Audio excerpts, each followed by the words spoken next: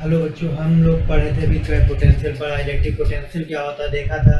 Electric potential में numerical देखा part, उसमें 1 2 हमने हल किया, न्यूमेरिकल किया, उसके थ्योरी पोर्शन के भी हमने वीडियो अपलोड किए हैं। ठीक, अब हम लोग एक नया टॉपिक हमारा होगा कैपेसिटेंस है। कैपेसिटेंस क्या होता है, तो कैपेसिटेंस एंड कैपेसिटर क्या होता है हम लोग एक चीज़ देखते हैं। तो कैपेसिटेंस एंड कैपेसिटर जो हमारा टॉपिक है, कैपेसिटेंस एंड कैपेसिटर है।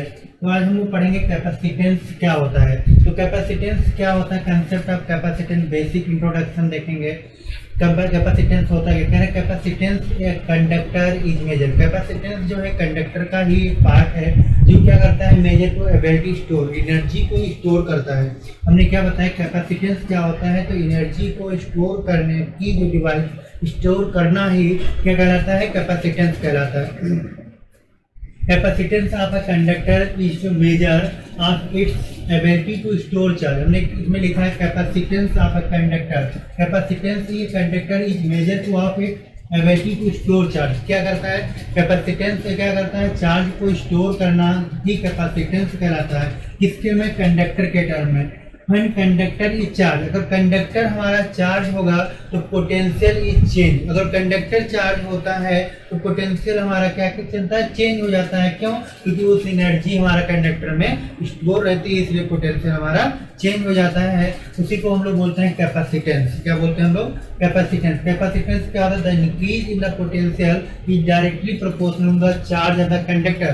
अगर पोटेंशियल को इंक्रीज करते हैं तो हमारा कंडक्टर का वोल्टेज भी, हमारा पोटेंशियल इंक्रीज करते हैं तो हमारा चार्ज भी इंक्रीज कर जाएगा। सपोज दैट Q जो होता है पोटेंशियल के डायरेक्टली प्रोपोर्शनल होता है। हमने क्या होता है, Q जो होता है पोटेंशियल के डायरेक्टली प्रोपोर्शनल होता है। अगर यहाँ प्रोपोर्शनलिटी का साइन हटाते हैं तो कांस्टेंट टर्म C आ जाता है। तो Q बराबर हम लोग क्या लिखते हैं, CB। अगर चार्ज का मान इंक्रीमेंट करते हैं, हमने बताया कि चार्ज को अगर इंक्रीज करते हैं तो पोटेंशियल भी हमारा इंक्रीज करेगा। अगर चार्ज को हम डिक्रीज करते हैं तो पोटेंशियल भी हमारा डिक्रीज करेगा। ठीक है, हमने क्या बताया यहाँ पे, अगर पोटेंशियल चार्ज को इंक्रीज किया जाएगा तो पोटेंशियल भी इंक्रीज होगा। अगर चार्ज को डिक्रीज करते हैं तो पोटेंशियल भी डिक्रीज करेगा। क्यों, क्योंकि अभी यहाँ पे बताया हमने कि कंडक्टर ऑफ चार्ज, अगर चार्ज कंडक्टर चार्ज है तो पोटेंशियल भी चेंज, तो पोटेंशियल उसका क्या हो जाएगा, चेंज हो जाएगा। तो चार्ज हमारा चेंज हो रहा है तो पोटेंशियल भी चेंज हो जाएगा। ठीक है, तो increase in potential is directly proportional to the charge given to the conductor. ठीक है, तो हमने क्या बताया कि जो चार्ज है पोटेंशियल के डायरेक्टली प्रोपोर्शनल होता है। वो चार्ज जो है पोटेंशियल के डायरेक्टली प्रोपोर्शनल होता है। ये एक छोटी सी डिफिनेशन, अगर ये नहीं समझ आती, दूसरी हम लोग लिखते हैं the required energy, the required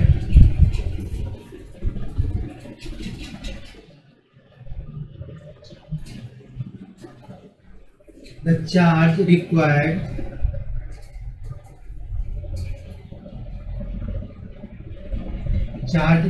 increase the potential। ने क्या लिखा है, the charge required to increase the potential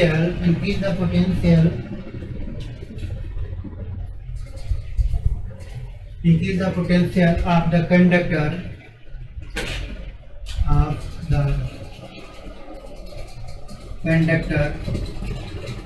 by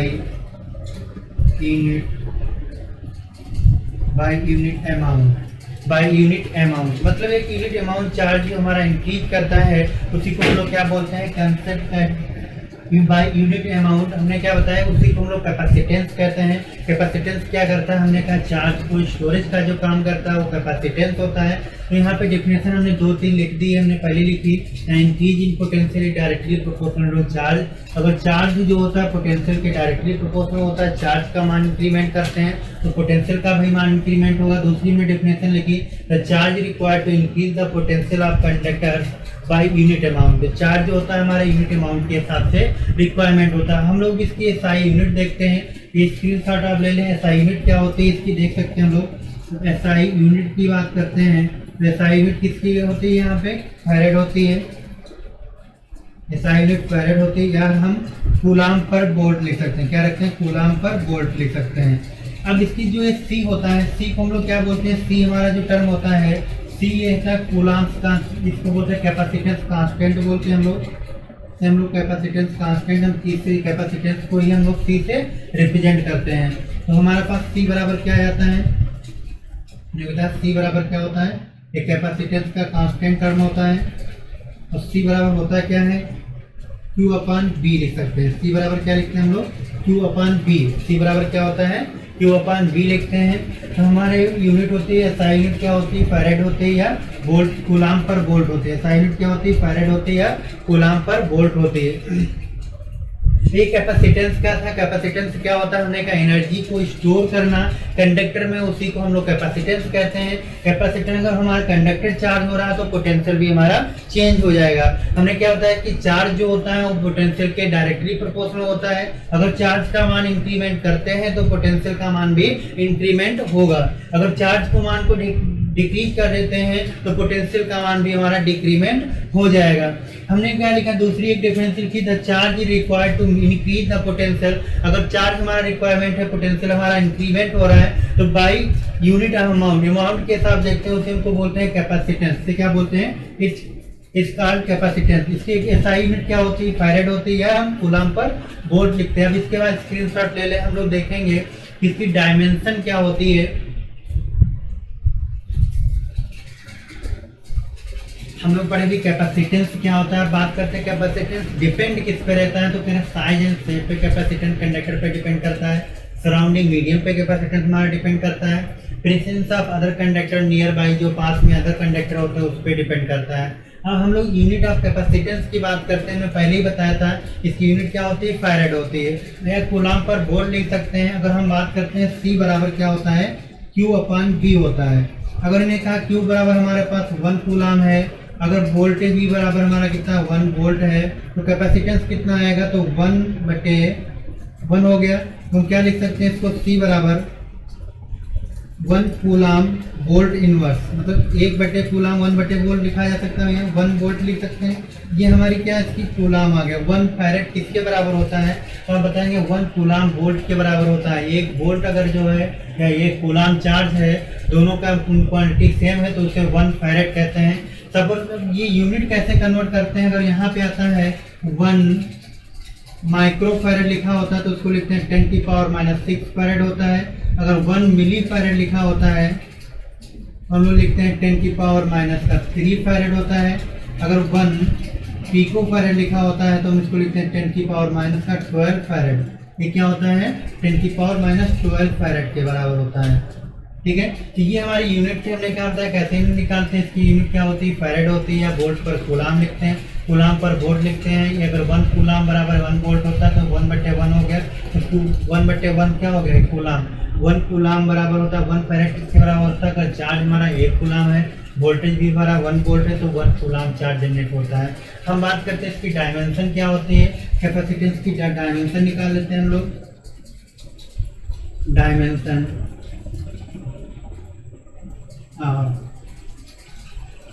capacitance, dimension क्या निकालना है हमारे पास, Q बराबर हमने लिखा, C बराबर क्या होता है, Q अपॉन B होता है। अब इसकी इलेक्ट्रिक पोटेंशियल की डायमेंशन पता होनी चाहिए, तो इलेक्ट्रिक पोटेंशियल की डायमेंशन क्या होती है हम यहाँ पे निकाल के देख लेते हैं। तो B बराबर क्या होता है, W अपॉन Q होता है। W की डायमेंशन क्या होती है, mL² T-2 होती है। चार्ज की डायमेंशन क्या होती है, 80 होती है। यहाँ पे B की डायमेंशन आ गई हमारे पास, कितनी आ गई भैया, mL² T⁻³ A⁻⁻1। ये किसकी आ गई, पोटेंशियल की डायमेंशन आ गई, चार्ज की पता है। इस पोटेंशियल की डायमेंशन को उठा के यहाँ पे हम लोग पुट कर दें, तो चार्ज की डायमेंशन क्या होती है, 80 होती है। पोटेंशियल की डायमेंशन क्या है हमारी, mL² T⁻³ A⁻⁻1। ये पोटेंशियल अगर ऊपर से नीचे से ऊपर जाते हैं माइनस में हो जाते हैं, हम लिखते हैं 80 m-1 L⁻² T⁻3A। ये हो गया। तो ये कैपेसिटेंस हमारा कितना आ गया, m⁻1 L⁻² T⁻4 हो गया A⁻2। ये हमारी किसकी डायमेंशन आ गई, कैपेसिटेंस की आ गई। तो कैपेसिटेंस की डायमेंशन क्या होती है हम लोग देख सकते हैं यहाँ पे, कैपेसिटेंस की डायमेंशन आ गई C की। C को क्या बोलते हैं हम लोग, कैपेसिटेंस। तो कैपेसिटेंस होता क्या, हमने बताया एनर्जी को स्टोर करना, या फिर एनर्जी को जो स्टोर करने की कैपेसिटी होती है उसी को हम लोग कैपेसिटर कहते हैं। कहाँ स्टोर करते हैं, कंडक्टर में। ठीक है। तो ये क्या कैपेसिटेंस किस पे डिपेंड रहता है, हमने कहा साइज एंड शेप पे डिपेंड रहता है और सराउंडिंग मीडियम पे डिपेंड करता है। Presence of other conductor near by, जो पास में अदर कंडक्टर होता है उस पर डिपेंड करता है। यूनिट ऑफ कैपेसिटेंस क्या होती है हमारे पास, जो फैरेड होती है, हम यूनिट क्या बताते हैं इसकी, क्या होती है, फैरेड होती है। फैरेड होती है या हम लिख सकते हैं कूलाम पर वोल्ट लिखा जा सकता है। ठीक है, यूनिट कितनी लिखते हैं, कूलाम पर वोल्ट लिखते हैं। हमने बात की अगर माइक्रो फैरेड आता है तो 10⁻⁻6 होता है, अगर मिली फैरेड होता है 10⁻³ फैरेड होता है, 1 pico farad 10⁻12। Dimension of capacitor निकालते हैं, C बराबर Q/B होता है। Q की डायमेंशन क्या होती है, 80 होती है। B की डायमेंशन mL⁻², T-3a-1 होती है। अगर ये नीचे से ऊपर जाता है तो माइनस में हो जाता है। यहाँ पे हम लिखते हैं C बराबर m-1 L⁻², T⁴ A⁴ ये थी डायमेंशन आ गई। ये कैपेसिटेंस था। अब हम लोग पढ़ेंगे कैपेसिटर क्या होते हैं। अब स्क्रीनशॉट ले लें जो बच्चे भी लें, नोट करना चाहते हैं।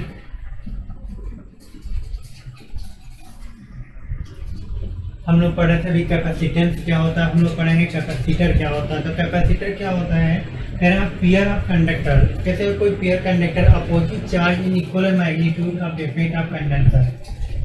कह रहे हैं अगर दो कंडक्टर हैं, it arrangement of 2 conductor, 2 conductor हैं and separating of different instrumental medium. मतलब कह रहे हैं अगर 2 कंडक्टर हमने लिया, ऐसे समझो 2 कंडक्टर हमारे पास हैं, अगर हमने डिफरेंट इंसुलेटिंग मीडियम में रख दिया, अगर सेपरेट कर दिया इंसुलेटिंग मीडियम में, अगर वो एनर्जी को स्टोर कर, electric charge and electric energy को स्टोर करते हैं, तो उसी को हम लोग क्या कहते हैं, कैपेसिटर कहते हैं। हमने क्या बताया, अगर 2 कंडक्टर लेते हैं, 2 कंडक्टर हो गए, फर्स्ट कंडक्टर, ये सेकेंड कंडक्टर हो गया, हमने कहाँ रखा है, इंसुलेटिंग मीडियम में इसको रख दिया। इंसुलेटिंग मीडियम में रखने के बाद क्या करते हैं, उसमें एनर्जी स्टोर होती है, कौन से, इलेक्ट्रिक चार्ज को स्टोर करता है। किसको स्टोर करते हैं, इलेक्ट्रिक चार्ज को स्टोर करते हैं और हमारी इलेक्ट्रिक एनर्जी को स्टोर कर लें। अगर दोनों एनर्जी को स्टोर कर लें तो उसी को हम लोग क्या बोलते हैं, कैपेसिटर बोलते हैं। ठीक है, अभी वो एनर्जी को स्टोर करने की कैपेसिटी को हम लोग कैपेसिटेंस कहते थे, बट यहाँ पे अगर एनर्जी स्टोर करते हैं, कितनी इलेक्ट्रिक चार्ज की इलेक्ट्रिक एनर्जी को स्टोर करना है, कैपेसिटर कहलाता है। इसे कंडेंसर कहते हैं। अब pair of condenser having opposite charge, कह रहे हैं पेयर ऑफ कंडेंसर मतलब 2 चार्ज है, कर रहे हैं उसमें अपोजिट चार्ज होते हैं, इक्वल मैग्नीट्यूड। इसका क्या होता है, मैग्नीट्यूड हमारा इक्वल होता है, उसी को हम लोग क्या बोलते हैं, कैपेसिटर बोलते हैं। यहाँ पे अब हम लोग पढ़ेंगे कंडेंसर एंड इंसुलेटर क्या होते हैं। यहाँ पे कंडेंसर वर्ड बार यूज हुआ था, हम लोग देखते हैं कंडेंसर क्या होता है, क्योंकि कैपेसिटर होता है। कैपेसिटर क्या करता है, इलेक्ट्रिक चार्ज इलेक्ट्रिक एनर्जी को स्टोर करने की जो क्षमता होती है, कैपेसिटी होती है, कहाँ पे,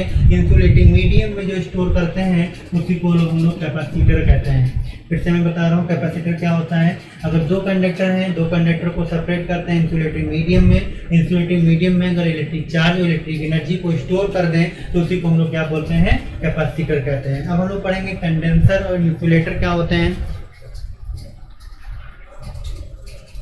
हम लोग पढ़े कंडक्टर, अभी वर्ड आ रहा था हमारा कंडक्टर। तो कंडक्टर क्या होते हैं, यानी जिसमें फ्री इलेक्ट्रॉन मूव करते हैं। फ्री, अगर इलेक्ट्रॉन का मूवमेंट होता है, electron is move is known as conductor, हम लोग क्या कहते हैं, कंडक्टर कहते हैं। यानी जिसमें भी फ्री इलेक्ट्रॉन मूव कर सकते हैं, जिसमें करंट फ्लो हो सकता है, उसी को हम लोग क्या बोलते हैं, कंडक्टर बोलते हैं। सिंपल सी चीज है। इंसुलेटर क्या बोलते हैं हम लोग, इंसुलेटर क्या होते हैं, do not free move electron, do not free move electron is known as insulator. Insulator क्या होते हैं, हमने कहा जिसमें इलेक्ट्रॉन का फ्री मूवमेंट नहीं हो, करंट फ्लो ही नहीं हो सकता है।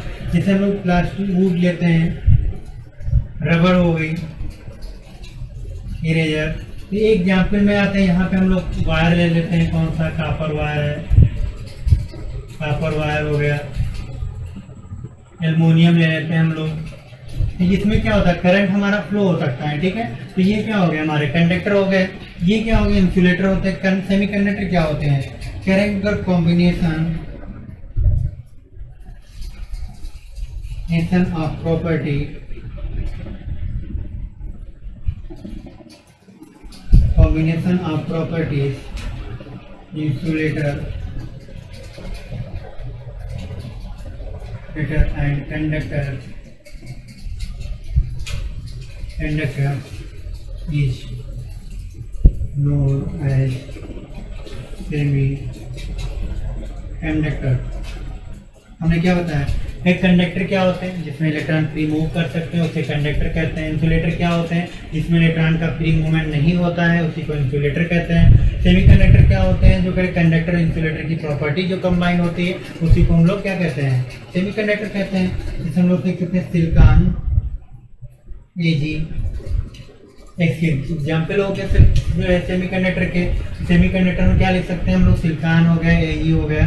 तो ये चीज देखते हैं हम लोग, कंडक्टर और इंसुलेटर होते हैं। अब हम लोग एक डेरिवेशन की तरफ चलते हैं कि capacitance of spherical isolated system क्या होता है। तो कंडक्टर क्या होता है, हमने कहा जिसमें फ्री इलेक्ट्रॉन मूव कर सकते हैं उसे कंडक्टर कहते हैं। इंसुलेटर क्या होते हैं जिसमें इलेक्ट्रॉन का फ्री मूवमेंट नहीं होता है वो इंसुलेटर कहलाते हैं। सेमीकंडक्टर क्या होते हैं, जो कंडक्टर और इंसुलेटर की प्रॉपर्टी जो कंबाइन होती है उसी को हम लोग क्या कहते हैं, सेमीकंडक्टर कहते हैं। तो कंडक्टर की example copper wire, aluminium wire जिसमें करंट फ्लो होता है जिसमें, उसे हम लोग क्या बोलते हैं, कंडक्टर बोलते हैं। इंसुलेटर क्या होता है जिसमें करंट फ्लो ही ना हो उसे हम लोग कहते हैं इंसुलेटर। सेमीकंडक्टर क्या होती है, हमने कहा कंडक्टर और इंसुलेटर की दोनों की प्रॉपर्टी कंबाइन होती है उसी को हम लोग बोलते हैं सेमीकंडक्टर। आप स्क्रीनशॉट ले लें। हम लोग पढ़ रहे हैं स्फेरिकल कंडक्टर क्या होता है, आइसोलेटेड स्फीयर क्या होता है। कह रहे हैं कि स्फीयर लेते हैं जिसकी सेंटर से रेडियस कितनी आर है और आउटर साइड पे हमने चार्ज रखा था। आपको पोटेंशियल पता है, पोटेंशियल क्या होता है, B बराबर 1/4 पाई एप्सिलॉन नॉट Q अपान क्या होता है, R होता है। ठीक है, हमने कैपेसिटर पढ़ा, कैपेसिटर क्या होता है, C बार Q अपान क्या होता है, B होता है। अब इस पोटेंशियल को यहाँ पे पुट कर दें हम लोग तो क्या बचेगा, देखो तो Q upon 1/4 pi epsilon not Q upon R बचेगा। ये Q कैंसिल हो जाएगा, ये डेटा कहाँ पहुँच जाएगा, ऊपर आ जाएगा। तो C बराबर हम लोग लिख सकते हैं 4 pi epsilon not into R हो जाएगा। ये हमारा क्या आ गया, कैपेसिटेंस आ गया। कैपेसिटर आ गया, किसका आ गया, आइसोलेटेड स्फीयर का आ गया। अगर आपसे बोलते हैं मीडियम की बात करते हैं, एनी अदर मीडियम हमारे पास होगा,